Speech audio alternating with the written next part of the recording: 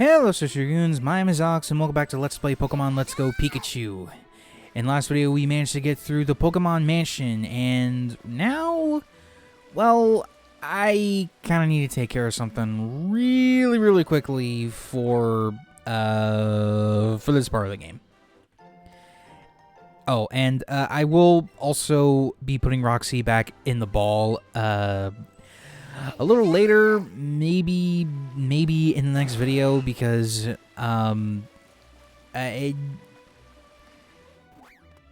is nice to have her so I can I can get around, but like she's not meant to go in certain areas anyway, and it's actually kind of disorienting. But anyway. So, we are going through the other entrance into Seafoam Islands. Now, there is a reason for this. There is a move here that I really need, so I can take on the Elite Four later. But so like you're just gonna be seeing me go through some of the area first. I will cut out, I will fade back to when I have to go back to Cinnabar, because I still gotta face Blane. Oh, and you also notice that this is a little bit longer than normal. That's actually on purpose, because in this video we are getting the last 2 gym badges. Mainly because I figured, okay, so Blane and Seafoam weren't that very long, and I don't want to make this any longer than I have to. So like we're just gonna do this last little story bit so we can go and get to endgame, basically. Sorry. Like, brain's thinking too fast. I'm sorry. Now, this can be a little bit confusing at times, I will fully admit. But as long as you pay attention, you should be alright. Should. In massive quotes there, because, it all comes down to operator error, And yeah, we're in the same cave where we caught Articuno, and yes, he is still in the box. So, in fact, I don't think I even sent him to Oak so I can get some candies or whatever. But you could do that, but I don't know why you'd want to. Anyway. So, just gonna go up that particular ladder, and well, I think it was a little bit distracted because I was trying to look up a guide for what I needed, but yeah, okay, so there it is, right there. That is Ice Beam. The best ice type move in the game, but well, I would say in general, but anyway, so okay, so I'll say about Seafoam Islands, just in case I didn't mention it before. It just has a bunch of ice types and water types, including Slowbro, and the Seal line, which I would like to use one day if they weren't like if they got some kind of buff. But anyway, so now we are gonna be taking on Blane's gym, and it's at this point where basically the game says, okay, you know what? We don't have any real kind of requirements. You can just come on in now, And Blane is very self-absorbed, if you haven't noticed yet. But basically, Blane will challenge us to a series of questions, like it's a game show, right? You can get them wrong in battle trainers, Well, okay. So, for this game, if you get a question right, you'll get a Blane doll, right? And if you get all 5, then you can battle Blane himself. However, if you get an answer wrong, then you'll have to battle a gym assistant so that way you can get the dolls. So either way, it's a win-win. Now, it is kind of like a basic stuff if you know your mons or if you have a guide on me. and yeah, that's the Blane doll. Hold on a sec. I need a swig of water. My throat's getting rough.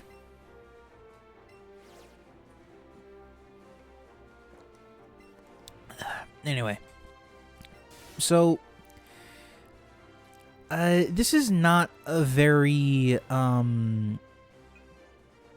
it's not a very complicated thing. You know, this is made for kids, but it's also kind of short. I mean, honestly, like what I like to do, at least in the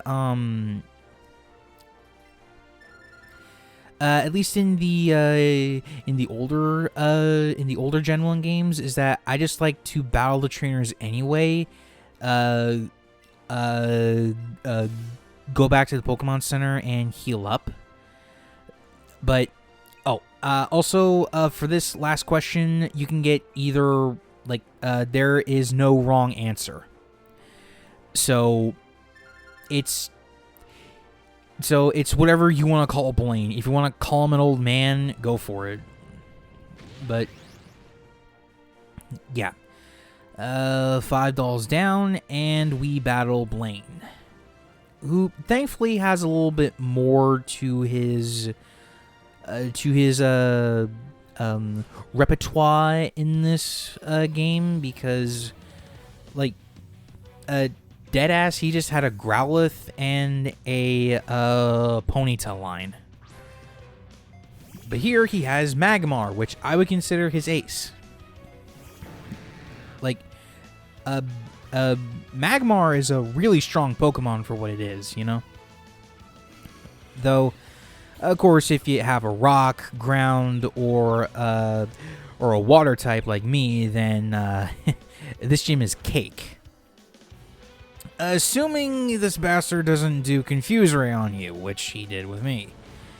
It's very annoying. Sorry, my throat. Ugh. But thankfully, a fair amount of the Pokemon here are glass cannons. They pack a punch, but they certainly can't take it. And honestly, I would have liked it if he saved Magmar for later. It would have been a great homage to the anime. But oh well.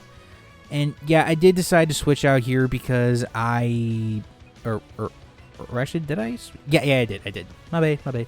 Because I was not gonna take a chance on Levy just freaking not powering through Confusion. So, and it was kind of risky because Arcanine is pretty powerful, all things considered. But thankfully, with a dig, you know, I can at least trigger an outrage, you know? So that way it'll be confused a lot easier. Well, it'll be confused a lot sooner. And, you know, Tina is just not having a lot of it. So, outrage you go. And hopefully Rock Slide hits. I think it did. Oh, no, wait, it didn't. Fuck! So, yeah. I was not about to risk Tina again, so I decided to send in Chloe. Though now Arcanine freaking hits itself. Jesus Christ, guys. Anyway, so now Tina's 48. he only has 2 Pokemon left. First is Rapidash, one of the fastest Pokemon in this generation, and honestly, not a very good one other than that. Like, most Fire-type moves are special-based, and Rapidash does not have a great special attack. Plus, in my opinion, it evolves way too late at level 40. I would have liked it, like, 5 levels earlier, but, yeah, you know, it is whatever. Though, thankfully, the defenses are nothing to write home about, so all good with Levy. But now we have Ninetales, which is an anime reference because he did have one then, but also a new addition here because, well, it's the only other fire type that isn't Moltres or the Charmander line, which probably would have been cheating a little bit, but I don't know. Anyway, Blane is not that big a deal. Like, he does have a lot of fast Pokemon on hand, and also Confuse-Ray, but, I mean, come on. It's not awful. But, thankfully, we have the 7th badge, and, ew, I'm sorry, but I don't like Fire Blast. I think Flamethrower will give you more consistent results. But anyway, so yeah, this is like 11 minutes in, and we are not, and like that's a bit too short for me. So I figured, okay, we'll do the final gym and then call it. And of course, Tracy here is, you know, trying to. I think he already did a Blaine's challenge, I think, but I can't be too certain. I know Blue probably would have done it in the older games by now, but I don't really know. But there is one more gym that we have to take on, and that is the Veridian City Gym. Now, I could have gone to this gym earlier, but there's a bit of an issue with that. The gym is locked, right? And we cannot get in there without the proper gym badges. In this case, it is it's all 7 basically, right? So you just head to I can't talk. Frick. You just head over to Veridian City. You meet up with Trace over by the gym, and yeah, it's locked. This ain't the Arabian Nights, my guy. But at this point in the story, we can head back to Oak's lab, where there is a bit of a surprise for us. I need a drink.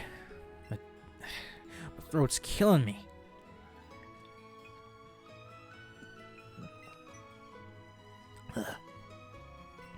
So, yeah. And actually, I do kind of like this scene. Here's my grandson. What was his name now? And Blue just calls him out saying, like, okay, now you're just doing this on purpose. It wasn't funny. I'm sorry, but that's the little charm that I love. Okay, I will give the game this. Like, it knows how to play on an old trope, you know. But Blue also has a very special surprise for us. Keystones, which means megas. Yes, this was still the time that Mega Evolution was kind of a thing, though it was on the edge of waning out, you know? So, Megas work like this. In a normal Pokemon game, right? you would have a Pokemon hold a special stone that is made for them. Like, here we go. In my case, Venusaurite, right? I would have my my Venusaur hold that, while on my person I have a Keystone, and anytime during a battle I can Mega Evolve, and it stays like that throughout the entire match. However, I can only do Mega Evolution once. I personally love Megas. I love them. I like that ZA is bringing them back, but I wish that an official mainline game brought them back. Like, seriously, not every game needs a new gimmick. Just bring back the older ones, for fuck's sake. There's still a lot of Pokemon that could benefit from a Mega Evolution. Jesus freaking Christ. By the way, keep that little scene with the flowers in mind. It's gonna be important later, and that's just adorable. I love it. Okay, so now that we have the Keystone and access to Megas, we can finally head on back to Veridian City so we can take on the gym. As soon as I stop screwing around and actually get there. And yeah, I got the fly service, so like, why not take advantage of that? Like, that is what fly was there in the first place. It was meant to help you get around the region a lot faster, so, you know. Now, if you remember in the Rocket Hideout, there were these panels that just kind of sent you from one place to the next. That's basically what this gym, like the whole gimmick. I can't talk. I'm so sorry. Like, my brain wants to get this information out, but my mouth just isn't fast enough, you know? Anyway. So, those tiles are like the whole gimmick with the gym. And no... I think the general trainer type here is ground, even though Nidorino is not a ground type. Nidoking is a ground type. But like Rhyhorn is a good example of this. I think in some of the older Kanto games, the typing was just like out of just like all over the place with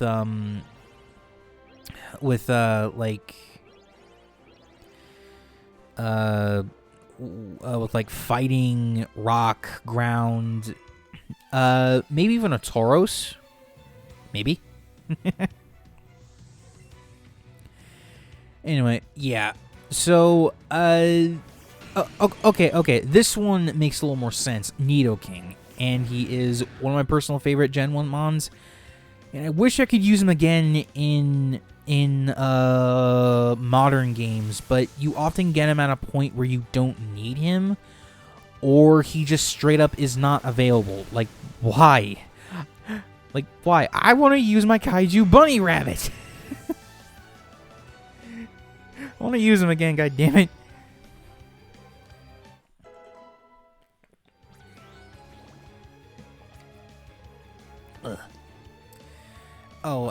Oh yeah, Hydro Pump. It is a very powerful move, but I would not recommend it. The accuracy's kind of crap. But anyway, so now we're just trying to navigate through tiles and, you know.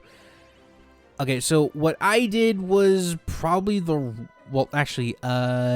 was the wrong way to actually get to the gym leader, but it also kind of, you know, helps me train. Well, not really train.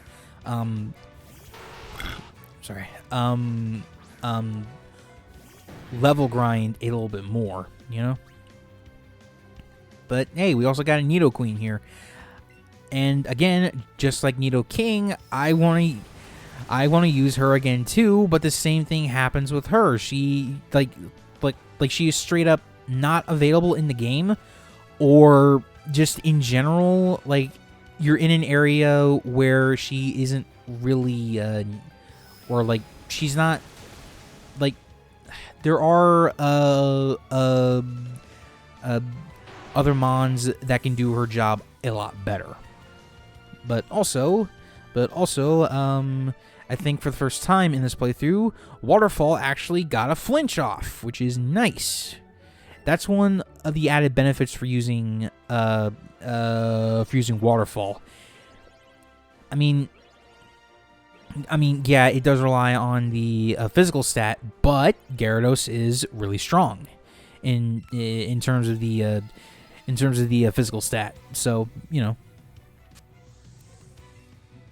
But we only got 2 more trainers after this one, and we got Dugtrio, which if I was playing any other generation, it would be a blessing in disguise to use Levy here because of the flying type. But, and you know, it is like still pretty fast, so it can get off a Sucker Punch or like even a Slash if it really wanted to. Trade-off, incredibly frail. Yeah, like, it is not even fucking funny at this point in time where, like, you know, like, well, I mean, like, maybe if you have a Dugtrio of your own, it could work, but, whatever. And another Rhyhorn down, so, yeah. Levy's just been, Levy's just been, ripping this gym a new one so far. But she will have some help in the final battle. Well, I say final battle, final gym, like, where we take on the leader. That's basically what I'm trying to say. So, we're just going through the same motions as we did earlier. Just go over here, but instead of going immediately up, we take the blue panels and take on these final trainers. Oh, god damn. Hold on a second.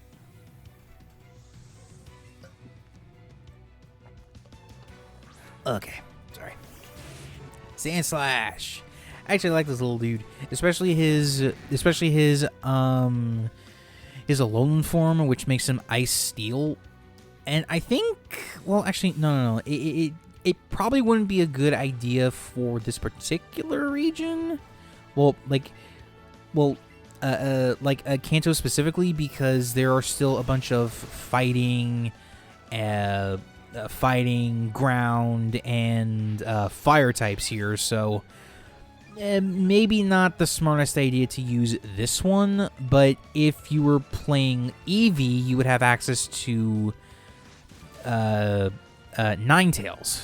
So then you would have access to the Fairy type. But again, that probably wouldn't be worth it. If anything, I would say maybe go for Alolan Muck, because its dark typing can help against psychics. But even then, I probably wouldn't really recommend that. Well, like, I'd say it's not really necessary, because you can go through certain parts of the game without the corresponding type. So it's nothing too serious, I guess. But with that final trainer out of the way, we can now finally take on the gym leader. And I'm pretty sure the gimmick of this gym kind of gave away who it's supposed to be, but you know, I honestly don't know why I'm saving this, because, you know, it's not that hard to figure out, especially if you're a returning veteran, but it is Giovanni. He is the final gym leader of Kanto, And if you have a water and grass on your team, one of the easiest. Or, like, also if you have, damn it. Sorry, my phone went off. I am just all sorts of screwed up today.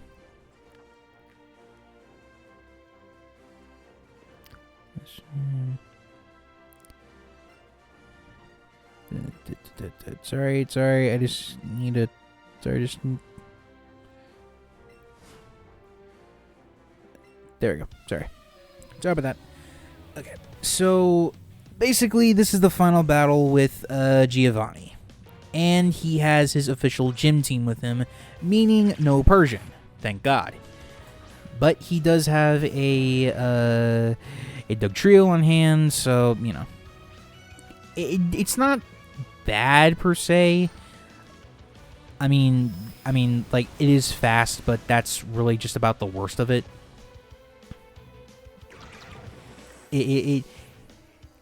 Like, we've seen that song and dance before. It is frail. And Brute is level 50. Nice. And he's already sending out his ace. Christ. So I may as well show this off because I don't really know if I'll ever get another. Well, actually, yeah, I will. I will get a chance to show this off again. So, in this game, you just you know, like, what you're supposed to do, right, is to keep the stones in your bag, right? When you fight, you have this prompt to Mega Evolve. Press it and then attack, and waboom! Mega Venusaur. Again, but like, oh, and also Megas are incredibly powerful compared to their compared to their base stats, basically, because they get like they get a 100 stat increase, but you know, some are hit and miss. I think a Venusaur's here is good. It fits with what it's trying to do, but you know, others like a freaking Heracross, for example, are not very good.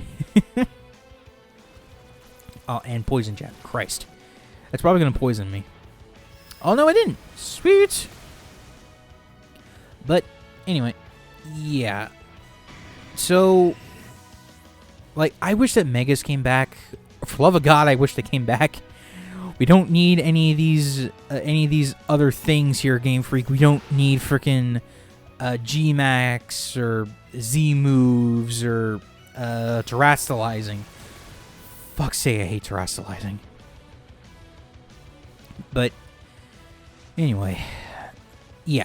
So Giovanni's gym, well, definitely the easiest gym if you have a water or ground. Well, if you have a water or grass type on your team, which you more than likely have, unless you're doing a solo type run, which good luck on that one, I will say. But now, Giovanni not only gives us the Earth badge, but immediately after this, he officially resigns as a gym leader and officially disbands Team Rocket, which just makes me even more confused. Oh, by the way, Earthquake, one of the best moves in the entire franchise. 100% accuracy, 100% base power.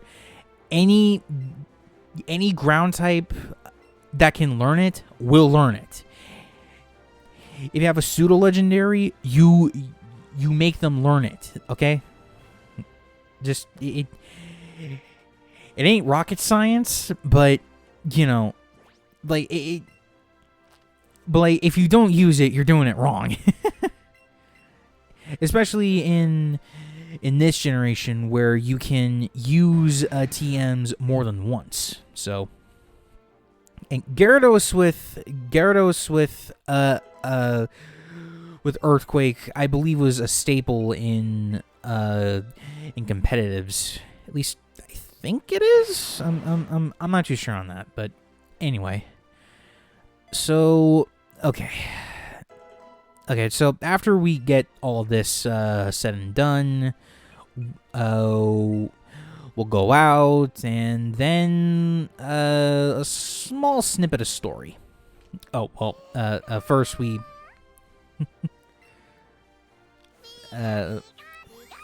we gotta give our girl a little, love and attention, but... God, I need to get my throat a break after this video, because it was recording another project earlier, so,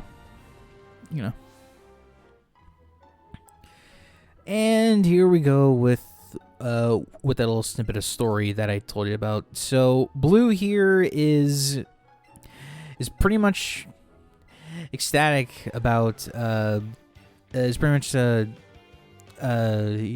much happy that we won, and also with this city being gym leaderless, he will take on the role. But you do not get to battle him as a gym leader until post game, where you can rematch the other gym leaders. Now, about me being confused earlier. So, in Red, Blue, and Yellow, right, you play as the character Red. And he is the one who is responsible for making Giovanni disband his criminal empire, right? Now, he is in this game. Blue is also in this game. And they say that this has happened before. So, is this really meant to be a remake? Or is this like some kind of weird quasi-sequel where it's trying to be a remake but also like have these classic characters in it that you know from that time period? Like, I don't get it. Like, and that is one thing I will give these games a lot of slack for, but I'm gonna save all that for the finale. So if you enjoyed the video, please leave a like and a comment for my sore throat. And if you're new around here, please subscribe to the channel. We're on the road to 1,000 subscribers, so until next time, Celestial Goons, remember, reach for the stars. Oh, my throat.